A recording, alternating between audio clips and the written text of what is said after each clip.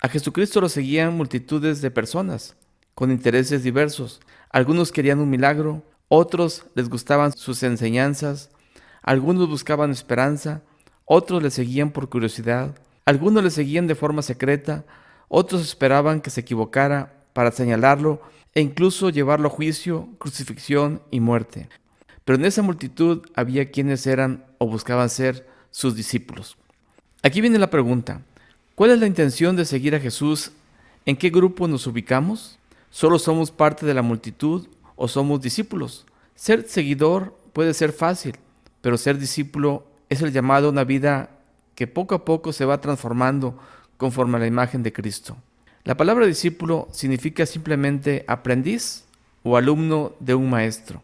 En el Antiguo Testamento es una palabra poco utilizada, pero es una figura muy familiar en los escritos rabínicos. Lo mismo para los griegos, donde los filósofos estaban rodeados de sus alumnos o aprendices. En el Nuevo Testamento, la palabra discípulo o aprendiz solo se utiliza en los Evangelios y en el libro de los Hechos. En las demás cartas del Nuevo Testamento se sustituye la palabra discípulos por creyentes, santos o hermanos, con el fin de expresar de forma más completa las características del seguidor de Cristo. Los judíos se consideraban discípulos de Moisés, ya que sus enseñanzas formaban la base de la instrucción rabínica, Juan 9:28. De igual manera, los seguidores de Juan el Bautista eran considerados como sus discípulos, Juan 1:35. Asimismo, a los seguidores de Jesús se les conocía como discípulos, Lucas 19:37. A Jesús le seguían muchos llamados discípulos, pero no todos le acompañaban en sus viajes, por lo que escogió a 12 para llevar una relación más íntima con los cuales pudiera compartir sus enseñanzas y encomendarles la tarea de expandir su mensaje. Marcos 3:13. Los discípulos o aprendices fueron personas comunes y corrientes, dispuestos a seguirle. Incluso a Jesús le seguían de forma secreta, que por causa de los judíos no lo confesaban. Entre ellos había gobernantes, Juan 12:42, Juan 19:38. Entre los que lo seguían había falsos discípulos que solo buscaban la ocasión para señalar o acusarle ante las autoridades de los escribas o fariseos. Por eso en Juan 8:31, en la parte B, Jesús dijo: si vosotros permaneciereis en mi palabra, seréis verdaderamente mis discípulos.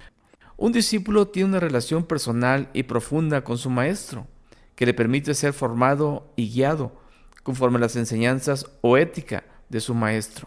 Por eso, no solo se trata de aprender, sino que es partidario o imitador de su maestro, para lo cual Jesús estableció requerimientos éticos para que esas personas pudieran ser sus discípulos. Entre ellos, primero, permanecer en su palabra. Jesús dijo en Juan 8:31 y 32, si vosotros permaneciereis en mi palabra, seréis verdaderamente mis discípulos, y conoceréis la verdad, y la verdad os hará libres. Segundo, permanecer en Cristo, en la vid verdadera. Jesús dijo en Juan 15:5, yo soy la vid, vosotros los pámpanos. El que permanece en mí y yo en él, éste lleva mucho fruto, porque separados de mí nada podéis hacer. Tercero, llevar mucho fruto. Jesús dice en Juan 15:8, en esto es glorificado mi Padre, en que llevéis mucho fruto y seáis así mis discípulos. Este fruto, que debe ser visto, tiene las características o requerimientos de ser producido conforme a la ética que Dios ha establecido en su palabra. Por eso Jesús dijo en Mateo 7:16 al 20, el buen árbol por sus frutos lo conoceréis. Cuarto, expresar el amor de Cristo, el amor ágape. Jesús dice en Juan 13:35, en esto conocerán todos que sois mis discípulos, si tuviereis amor los unos con los otros. Quinto, el encargo de Jesús o la gran comisión. Por tanto, id y hacer discípulos, o sea, aprendices para difundir el evangelio a todas las naciones. Mateo 28:19 y Marcos 16:15. Estos nuevos discípulos deben ser conforme al carácter ético de Jesucristo. Ahora veamos algunas características de integridad ética que Jesús requiere de sus discípulos. 1. Obediencia, que es cumplir con los mandamientos y vivir según la voluntad divina. Es una expresión de amor y fe. Jesús dice en Juan 14:15, si me amáis, guardad mis mandamientos. lo cual implica que se deben cumplir y obedecer. 2. Fidelidad. Ser leal a Dios implica constancia, responsabilidad y confianza. En Juan 15:7, Jesús dice: si permanecéis en mí y mis palabras permanecen en vosotros. 3. Amor. Es el mandamiento principal, amar a Dios y al prójimo, lo cual implica entrega, compasión, generosidad y acciones concretas. Jesús dice en Juan 13:35, en esto conocerán todos que sois mis discípulos, si tuviereis amor los unos con los otros. 4. Humildad. Reconocer la grandeza de Dios y nuestra dependencia de Él. La humildad es contraria al orgullo y abre el corazón a la gracia. Jesús dice en Mateo 10:24, el discípulo no es más que su maestro, ni el siervo más que su señor. 5. Permanecer. Permanecer es mantener constancia, es quedarse en lo iniciado, en este caso, en el camino como discípulo de Cristo. Jesús dijo en Juan 8:31, si vosotros permaneciereis en mi palabra, seréis verdaderamente mis discípulos. 6. Rendirlo todo. Jesús dijo en Lucas 14:33, así pues, cualquiera de vosotros que no renuncie a todo lo que posee, no puede ser mi discípulo. Rendirlo todo no significa que te deshagas de las cosas que tienes, sino que no sean un estorbo en tu corazón que te impidan seguir a Cristo. Porque donde esté vuestro tesoro, allí estará también vuestro corazón. Mateo 6:21. 7. Llevar la cruz. Jesús dice en Lucas 14:27, y el que no lleva su cruz y viene en pos de mí, no puede ser mi discípulo. Esta frase no es literal. Significa estar dispuesto a vivir y a padecer por causa del Evangelio. Implica aceptar el sufrimiento, el sacrificio personal, estar dispuesto a enfrentar dificultades, rechazos, persecuciones por causa de la fe en Cristo. 8. Producir frutos.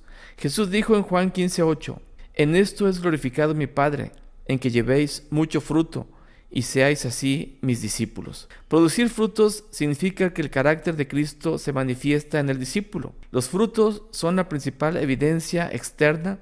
El fruto es lo que distingue al seguidor del discípulo. Ahora veamos algunas recompensas por un servicio ético al ser discípulo de Jesucristo. 1. Ser reconocido por Cristo. En Mateo 12:49-50 leemos, y extendiendo su mano hacia sus discípulos, dijo, he aquí mi madre y mis hermanos, porque todo aquel que hace la voluntad de mi Padre que está en los cielos, ese es mi hermano y hermana y madre. 2. Recibir la luz de Cristo. En Juan 8:12 Jesús dijo, yo soy la luz del mundo, el que me sigue no andará en tinieblas, sino que tendrá la luz de la vida. 3. Ser guiado por el Espíritu Santo. Juan 16:13. Pero cuando venga el Espíritu de verdad, Él os guiará a toda la verdad.